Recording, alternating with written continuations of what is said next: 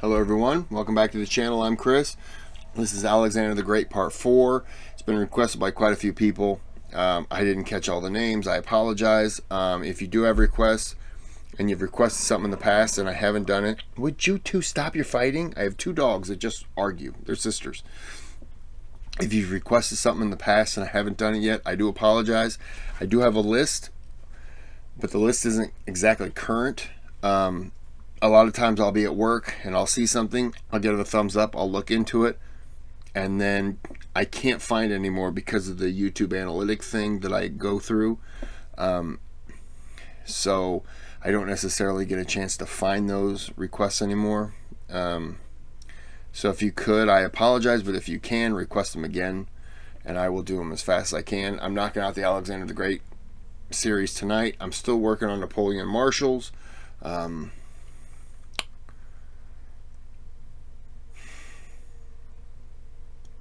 I'm thinking about doing a Genghis Khan or Genghis Khan. I think that would be pretty interesting. I know somebody, I did the wrong, and I'm going to pronounce it wrong. Is it Dongerbank? Doggerbank? I'm trying to guess what the word is, and I think I just said Dongerbank, which I'm pretty sure that's the name of a porn. So let's just say that I got it right. There was a part 1 and 2. I did get that request. I got to find it again, but I do want to do those. But anyways, I'm just getting a lot of requests, and I'm not able to, in that moment on this computer that I'm filming on, to copy paste, put them on my to-do list. So I do apologize. My thing changes a lot, so I'm trying my best to keep up with requests, but if you didn't see it done yet, please request it again. And I do apologize. I'm trying my best. I'm trying. This is part 4. This is the last video, I believe. This has been good. This has been really good. It's probably been even better because I'm now drinking citrus hard soda. These aren't sponsors, but if they want to be, like, that's fine, I'll take it.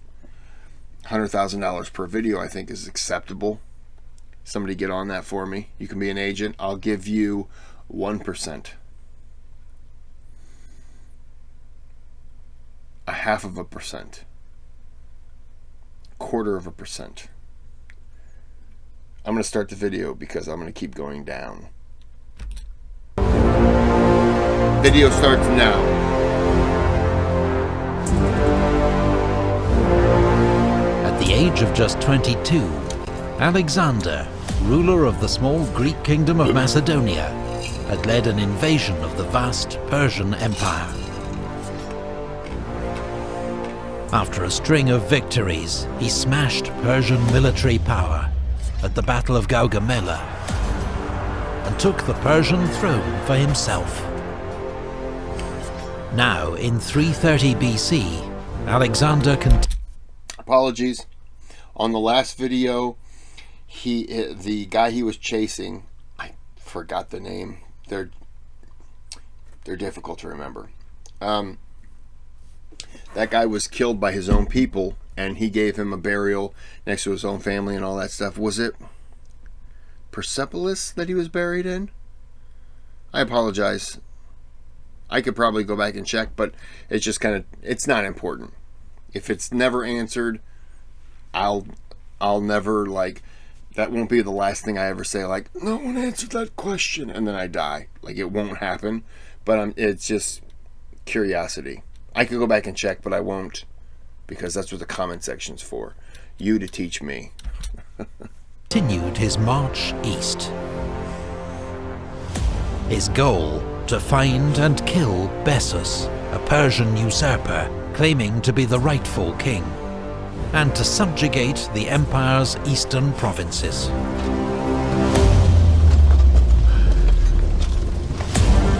Alexander headed first for Aria, today part of Afghanistan, where the Persian governor Satibarzanes had launched a revolt after initially pretending to submit to Alexander. The rebellion was crushed and Satibarzanes killed in single combat by a Greek cavalry officer. Nearby, Alexander founded the city of Alexandria Ariana, modern Herat, one of around a dozen cities that Alexander would eventually found. Any of those cities still named that way today? Or I'm guessing they probably all changed, because that was what, 46 BC, 44 BC, 42 BC, something BC. I'm sure the names have since been changed, but I'm just curious if any are currently still carrying the name. Almost all bearing his name. Alexander marched on to Frada. The Macedonian court had a long tradition of plots and assassination. 6 years before, Alexander's own father, King Philip, had been murdered by his bodyguard. He's been fighting at this point for 6 years? Wow. Okay. Wow. He was now informed that Philotas, commander of his companion cavalry, had uncovered a plot to assassinate Alexander, but kept it secret. Philotas and his father Parmenion were among the most respected of Alexander's commanders, and had played crucial roles in all his great victories. Wow, that's his son. But when Philotas confessed, under torture, Alexander had him executed, then sent assassins back to Ecbatana, where Parmenion was governor, to kill him before he even heard of his son's death, and had a chance to turn against Alexander. Holy shit, he had him killed? Don't get me wrong, I understand why you would do it. Back in those days, you know, obviously you find out your son was killed, you're going to try to go after him. Wow. Wow. Parmenion was the guy that I thought was like the right-hand man. That was his second in command. Wow. In 329, Alexander resumed his pursuit of Bessus. En route, he founded the city of Alexandria Arachosia, modern Kandahar in southern Afghanistan. As he reached Kunduz, Bessus was betrayed by his own men and handed over in chains. Alexander sent him back to Persia for execution as a kingslayer. Okay, so Bessus was the guy who killed the other Persian leader that he was hunting. Wow, no good deed is left undone. Whatever the hell that phrase is. I've been drinking a lot, I apologize. So, he wanted to kill that guy so badly, and that guy was taken out by this one. Bessus, I already forgot how to say it. He then captured him and had him sent back and killed. Wow. Wow. Alexander crazy pushed shit. on into modern Tajikistan, where the Sogdians rose up against him. He had to fight off attacks by local tribes and take several towns by assault.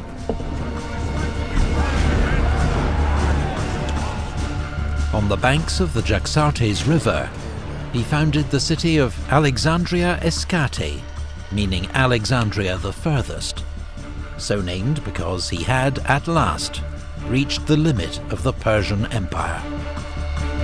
Oh, okay. This frontier was frequently raided by nomads, known to the Greeks as Scythians. Alexander lured them into a decisive battle near the Jaxartes.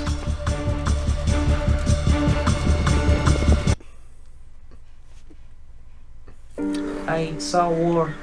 I saw bombing. I just want to say that if you're a foreigner, with your permission, I need you to push to have a city named after me. I need you to push to have a city named after me. Like if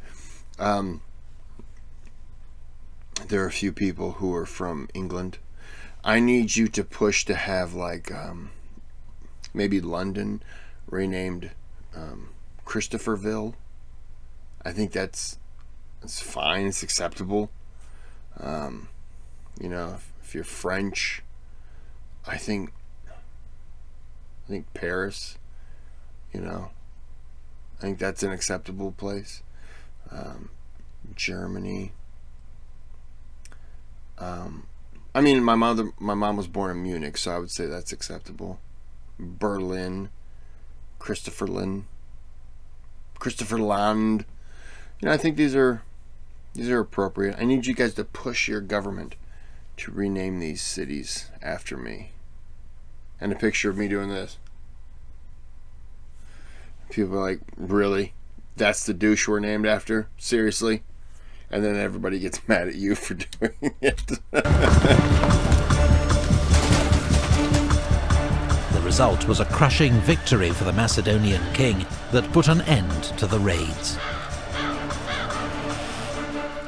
But fighting against Bactrian and Sogdian tribes continued, frustrating Alexander and tying him down in a difficult guerrilla war. So did he think everyone was just going to welcome him as some great liberator? Because I think we all can agree that that typically doesn't happen.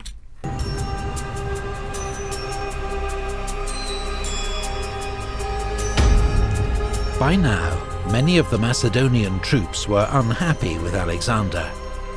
Most had not seen their homes in years, but their king seemed bent on conquest without end.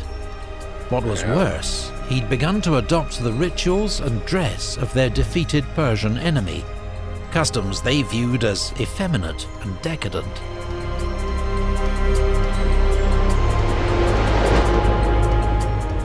At Maracanda, modern Samarkand, after a furious drunken argument, Alexander killed Clitus the Black. Clitus had been one of Alexander's best generals, and the man who'd saved his life at the Battle of the Granicus. Oh my gosh. Alexander was full of remorse, but his growing arrogance was alienating more and more old comrades.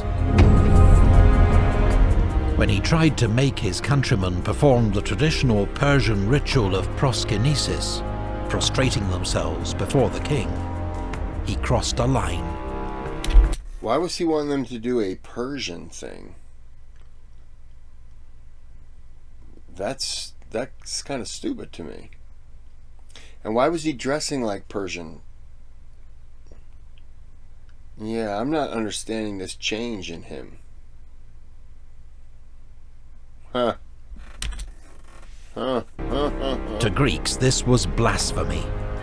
Yeah, Only a god was worthy of such respect, and Alexander was forced to back down. In Bactria, another plot to assassinate Alexander was uncovered. This time the ringleader was a royal page, one of the sons of Macedonian nobility who attended the king. Hermolaus had become murderously bitter towards Alexander over a perceived injustice. He and his accomplices were tortured and then stoned to death. Callisthenes, Alexander's official historian, was also implicated in the conspiracy. He was thrown in prison, where he later died. That summer, in 327, according to legend, Alexander became captivated by the beauty of Roxana, daughter of a Bactrian lord. Their marriage was also a sound political move, helping to end local revolt against his rule. Real quick question. Was it Alexander the Great that had a love affair with Cleopatra? Am I wrong on that? And that would have probably been then when he was in Egypt. But it just dawned on me just because of this right here.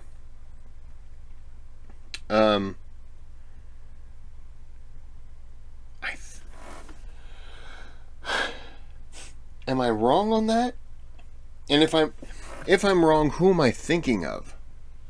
Were they around the same time? I apologize. And I keep saying I apologize, but I apologize. Probably some of you are probably watching this going, God, he asks stupid questions. This is common knowledge to some of you, but this is nothing to me, and I apologize for that. But did Alexander the Great have a relationship with Cleopatra? I thought he did. They didn't have children, did they? Sorry. I'm just asking. And allowing him to continue his advance into modern Pakistan and India.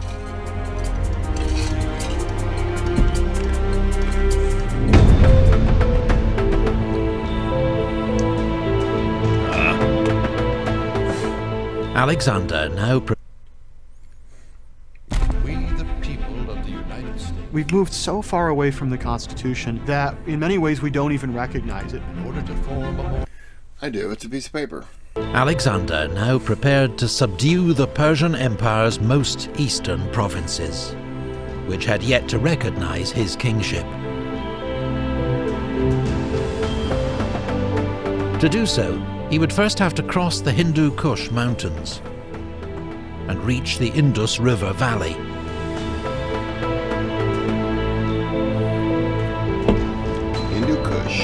Advancing in 2 columns, his army won a series of skirmishes against the Aspasi and Asakani as they fought their way into what's now the Swat Valley of northern Pakistan.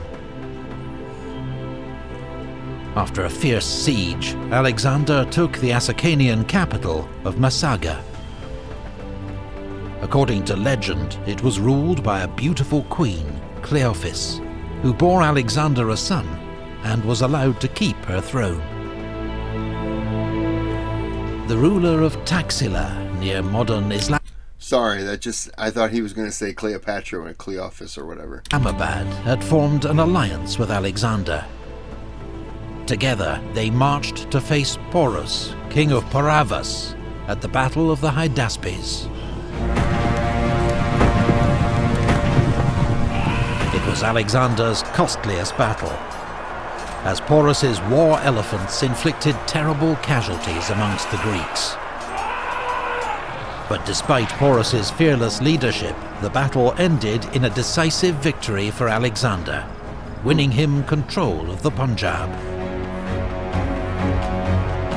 Alexander wanted to push Punjab. Isn't that a tribe today in Pakistan? The Punjab? Curious? on into India to reach the Great River, which ancient Greek geographers said formed the edge of the world. But at the river Hyphasis, known today as the Bias, his army mutinied. His men had marched thousands of miles, fought countless battles, and not seen their homes in 8 years. They'd heard rumours of gigantic armies waiting for them in India. They refused to go any further.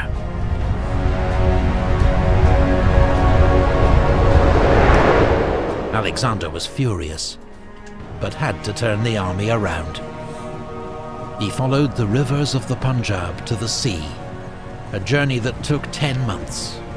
On the way, he defeated the Malians, but while leading the assault on their capital, was wounded in the chest and nearly killed. Oh, okay.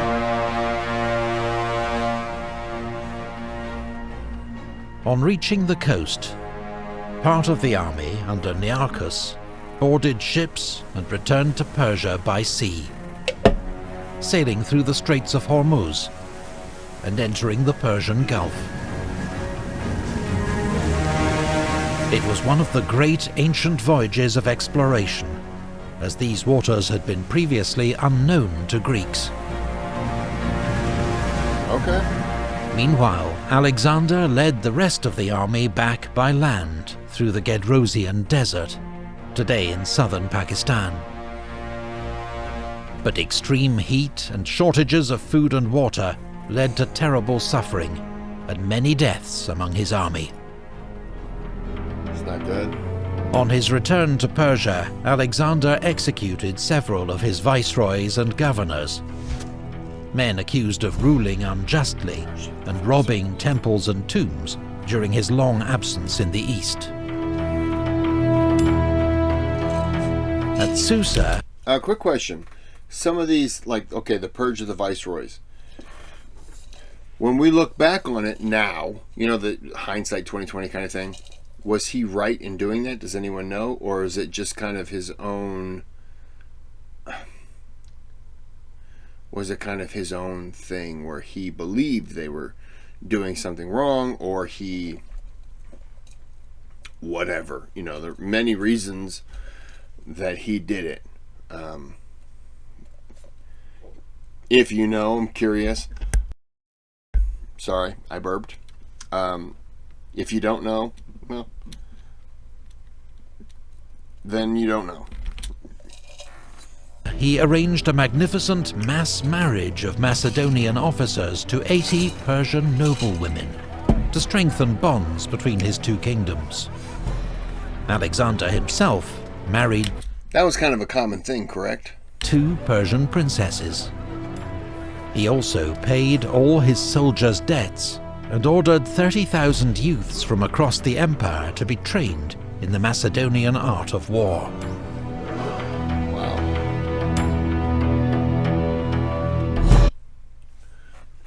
Wow. What do you want? Want a job that I don't hate. Want to do something that matters. But I don't know what that thing. I get it, bro. But I'm drinking a orange hard seltzer. But at Opis, his Macedonian troops mutinied.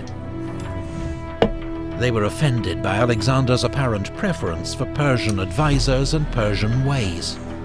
Alexander had the ringleaders executed and made a speech to the men reminding them of the glories they'd won together, and leading eventually to an emotional reconciliation.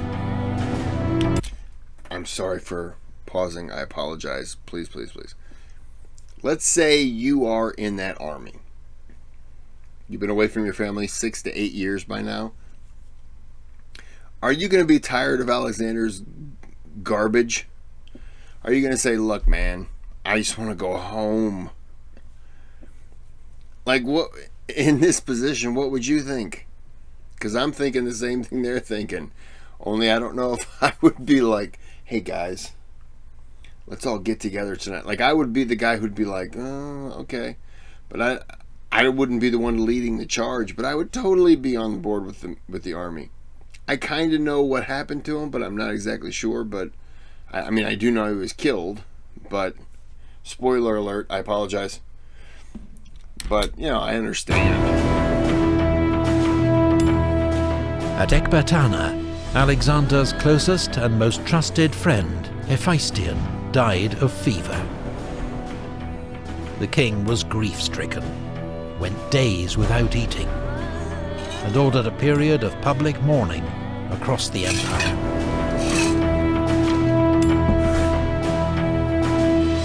Alexander waged a successful campaign against the mountain raiders of Kossia, who not even the Persian kings had been able to subdue. Returning to Babylon, he was met by embassies from distant peoples, come to recognize his greatness.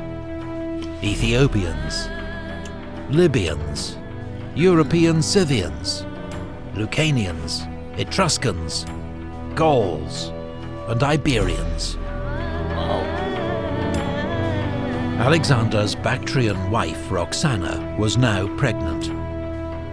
But as he planned his next campaign to Arabia and beyond, he developed a sudden fever and died days later, aged just 32.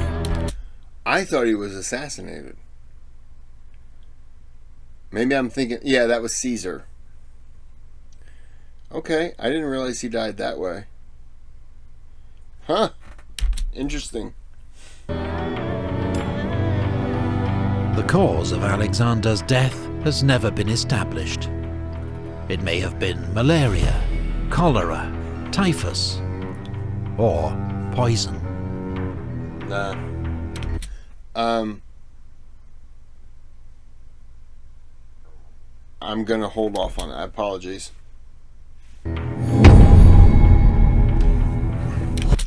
Where is he buried? Do they know? Because I know Genghis Khan, we don't know. All the people were killed, blah, blah, blah. Where is he buried? Do they know today? Is there any way they could test it to find out? Like, you know, get a bone, test the DNA to find out what kind of sickness it was or anything like that? Successors.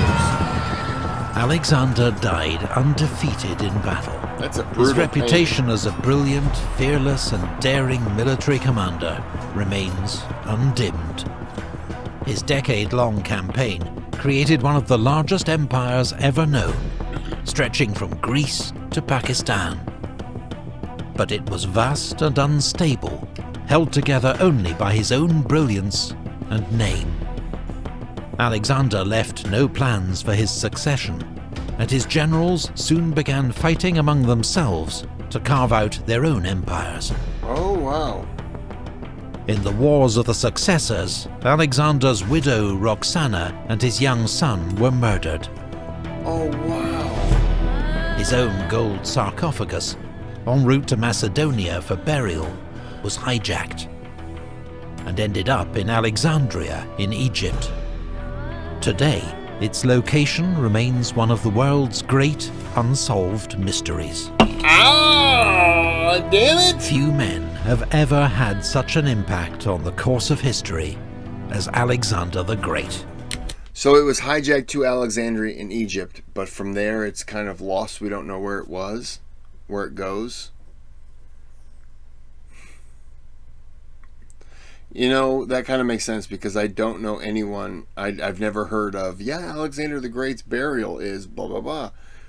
I can never remember ever that in school. Ever that in school? Wow, I've been drinking a lot tonight. I apologize. Yeah, that's kind of crazy.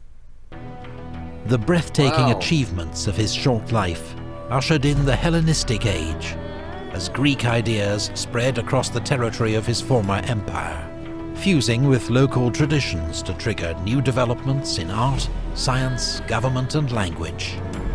Sorry again, why call it the Hellenistic Age? Why not call it like the Alexandrian Age or something like that? What is the Hellenistic? What is that? What does that mean? I apologize for all the stopping. It's the alcohol and my curiosity. Some of the successor kingdoms to his great empire were short-lived. Others endured for centuries. But all, in turn, would fall to new forces. They all do. And in the West, to the rising power of Rome. Rome.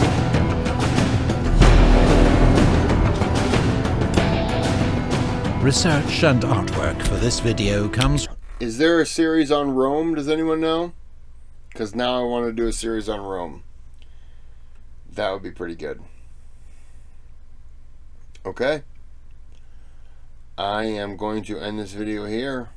And, that wasn't me. That was my dogs. Oh, they're sleeping. That was my tortoises. I apologize. They're 2 or 3 rooms away. And they're the ones who are burping. My goodness. I don't know where this is coming from. But I should go ahead and kill this.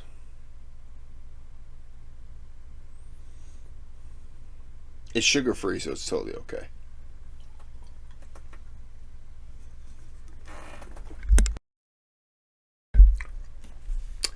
Wow. I am 6 feet away from the garbage can and I missed it. No more beers tonight. Alright. Well, I'm going to end this here. And I'm done with Alexander the Great. God damn, I wish I knew where that boy was buried. It's not like I'm going to go to the grave, but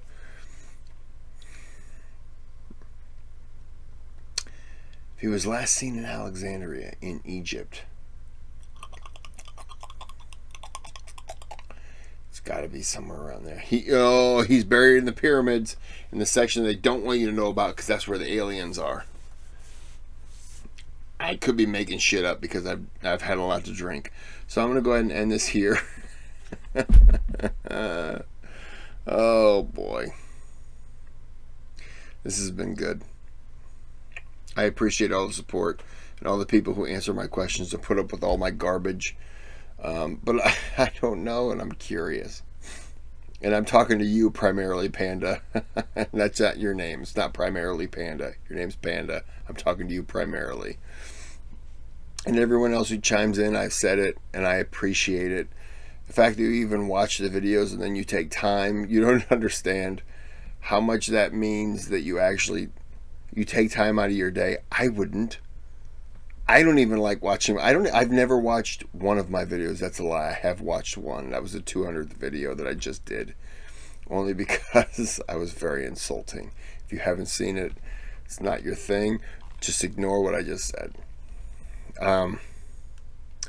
Yeah, I do appreciate all the people who just, hey, watch this video, and hey, watch this, and I appreciate it sincerely. And all the videos, all the comments, it really does mean a lot, and I appreciate it. I'm going to kick the air on, and it's 8:50 p.m., and I'm going to get ready to take a shower and head to bed. But until then, I have to stop the video. So, thank you. Have a good day. Have a good night.